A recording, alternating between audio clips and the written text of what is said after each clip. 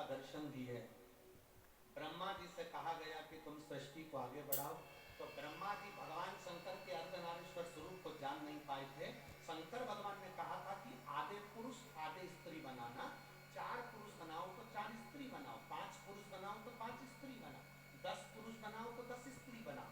ब्रह्मा जी इस बात को जान नहीं पाए थे और ब्रह्मा जी अर्धनारीश्वर स्वरूप का दर्शन देखकर समझ गए कि आधा आधा बनाना है, तो उन्होंने एक ही व्यक्ति को आधा पुरुष आधा स्त्री बना दिया था, तो वो किन्नर उत्पन्न हो।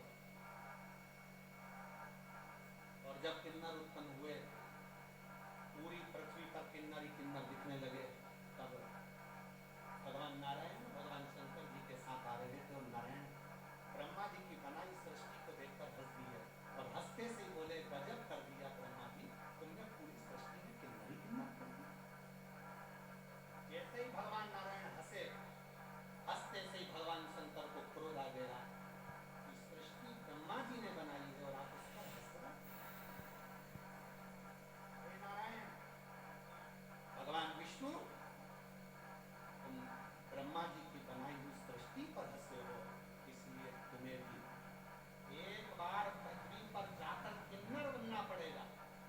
भगवान नारायण को भी भगवान शंकर ने कह दिया था, तुम्हें पृथ्वी पर जाकर किन्नर बनना पड़ेगा, तुम्हें पृथ्वी पर जाकर किन्नर बनना पड़ेगा। और शिव महापुराण की कथा कहती है,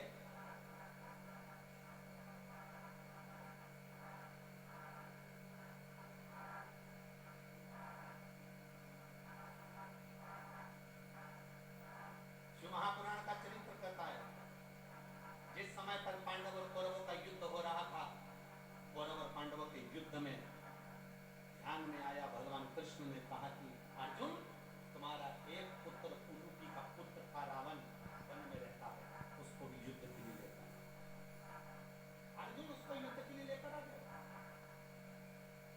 अर्जुन उसको युद्ध के लिए,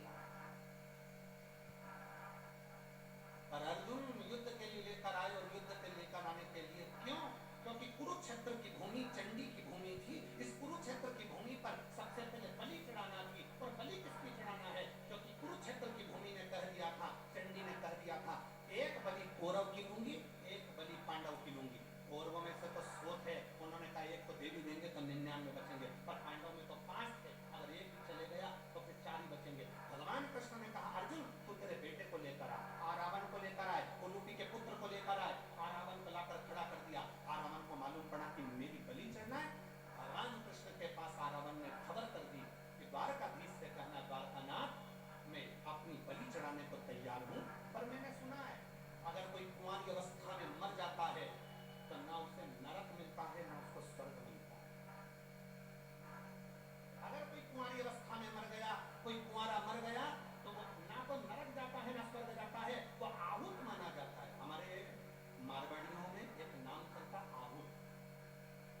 आहूत मतलब वो कुंवारा चले गया, कुंवारी अवस्था, उसकी गति नहीं, ना उसको पिंड मिल रहा है, ना उसको तर्पण मिल रहा है, ना उसको जल मिल रहा है, ना भोज मिल रहा है, वो तड़पता रहता है।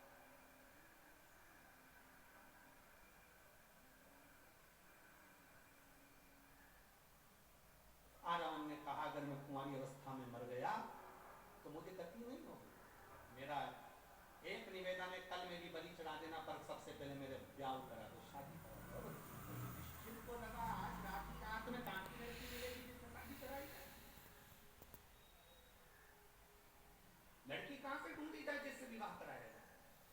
ढूंढने में लग गए, हस्तिनापुर में कोई लड़की नहीं मिली, पास में कोई लड़की नहीं मिली, तब भगवान कृष्ण ने जान लिया अगर ये इसका विवाह नहीं हुआ तो ये कल बलि में नहीं आएगा, और बलि में नहीं आया तो फिर युद्ध रह जाएगा। भगवान कृष्ण को याद आया कि शंकर जी ने श्राप दिया था कि नारायण तुम किन्नर पर हंसे हो, इसलिए तुमको भी किन्नर बनना पड़ेगा।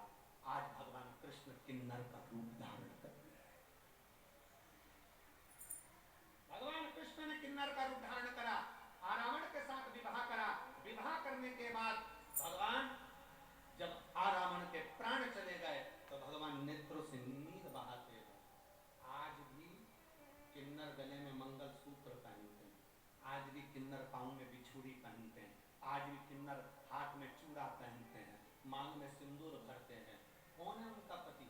शिव महापुराण की कथा कहती है आरावण के साथ प्रत्येक किन्नर का विवाह होता है। एक रात्रि का विवाह एक घड़े के साथ आरावण के साथ किया जाता है, फिर उस घड़े को तोड़ दिया। किन्नर का सुहाग अखंड माना जाता है। किन्नर का सौभाग्य, इसलिए हमारे यहाँ मंगल शकुन में, शादी ब्याहों में, बच्चों के जन्मदिन पर किन्नर आते हैं, क्योंकि सृष्टि पूर्ण पहले किन्नर की थी।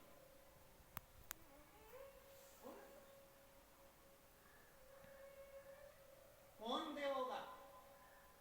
देवताओं में 33 कोटि देवी देवताओं में केवल एक देव है, देवाधिदेव महादेव, जो सबका सम्मान करना चाहते हैं। भूत भी आया तो उसका भी सम्मान है, प्रेत भी आया तो उसका सम्मान है, डाकनी, पिशाचनी, चुड़ैल, भयंकर आए तो भी सम्मान है, गंधर्व आए तो सम्मान है, अप्सरा आए तो सम्मान है, किन्नर आए तो सम्मान है, सुर आए तो सम्मान है, असुर आए तो सम्मान है, सबका सम्मान किया मेरे शिव जी ने,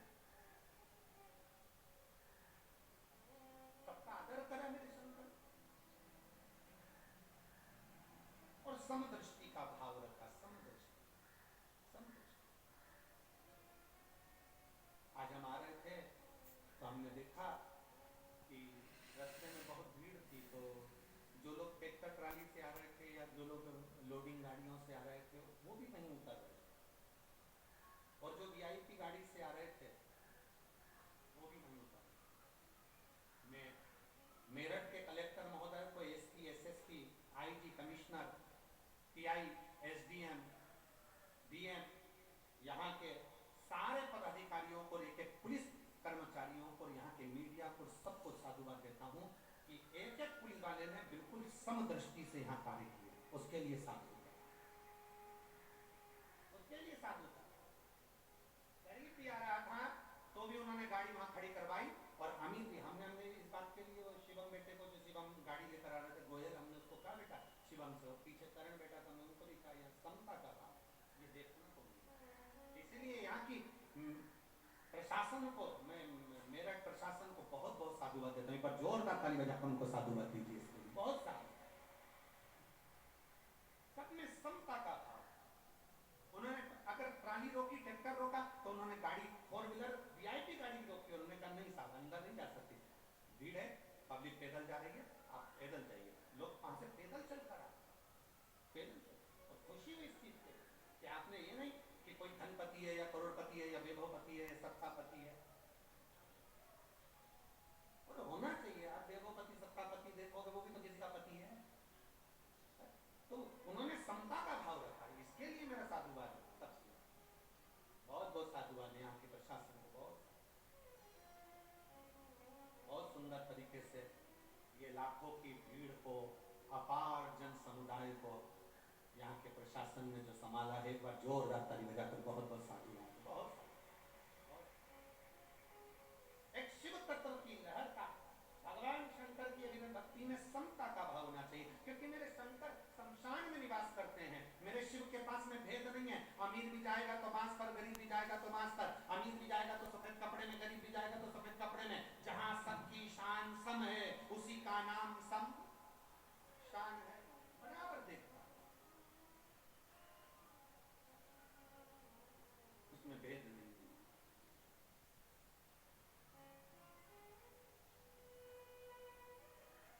भृगु बाबा आए, शंकर भगवान के सामने भृगु ऋषि आ गए, और जैसे ही आए भगवान शंकर अपने सिंहासन छोड़ दिए, भगवान शंकर अपने स्थान से उठकर खड़े हो गए, और भगवान शंकर स्थान से खड़े होकर भृगु ऋषि के हाथ जोड़कर कहते आओ भृगु बाबा आइए, आपका स्वागत है।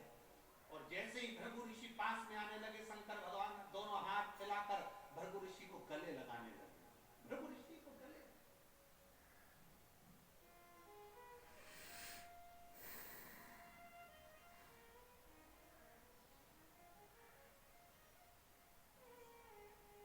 शिव महापुराण की कथा कहती है विद्वान से ज्यादा श्रेष्ठ होता है विद्यावान। कौन? जम के बोले विद्या। तुमने डिग्रियां ले ली, कुर्सी ले ली, पद ले लिया, खूब बड़े विद्वान बन गए, और तुम्हारे अंदर अगर नम्रता नहीं है तो तुम्हारी डिग्रियां वो शून्य के बराबर